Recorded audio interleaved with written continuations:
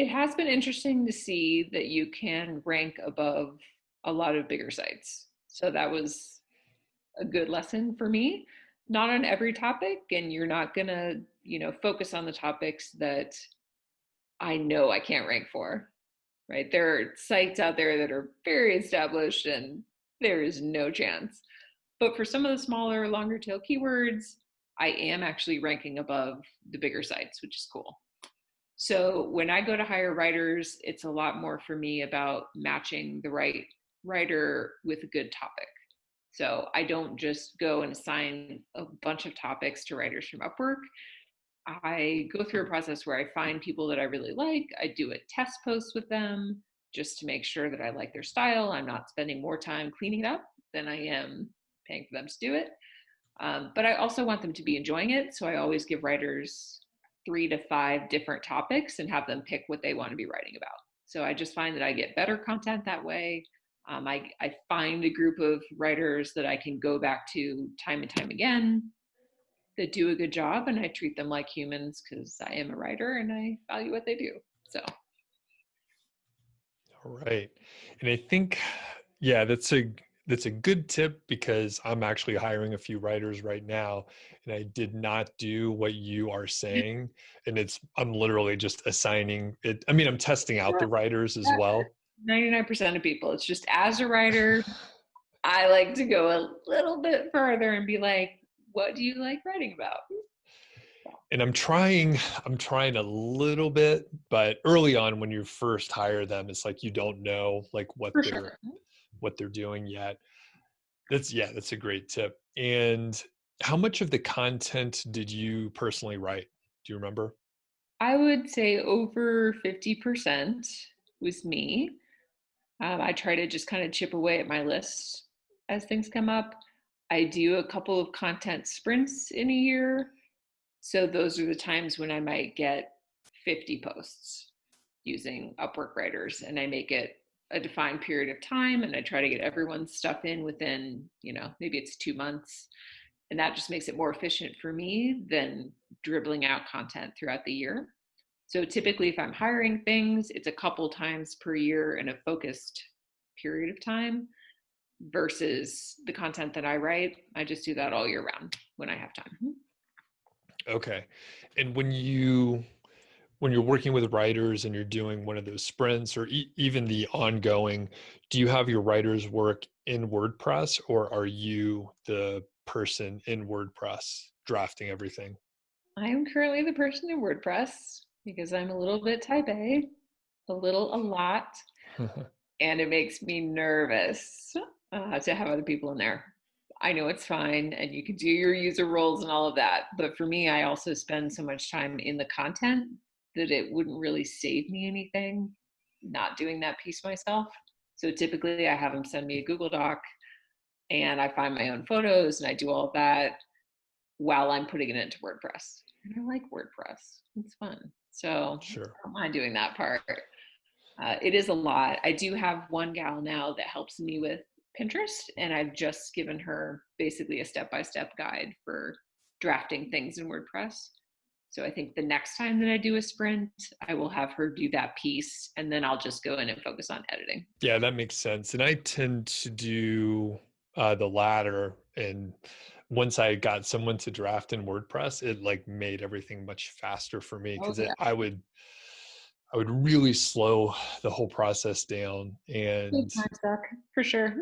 yeah, so I saved a lot of time on it. But I mean, I understand like especially if you're in there all the time and you enjoy it and you're doing the images and Right. that's fine. And speaking of images, and we're sticking in the content area here, where do you get your images? Do you have any like favorite places? So I typically get them from Pixabay and Pexels. Not sure if I'm saying that right. To just royalty-free sites. In the past, like early on, I would just do, Google image searches for, available for reuse, whatever.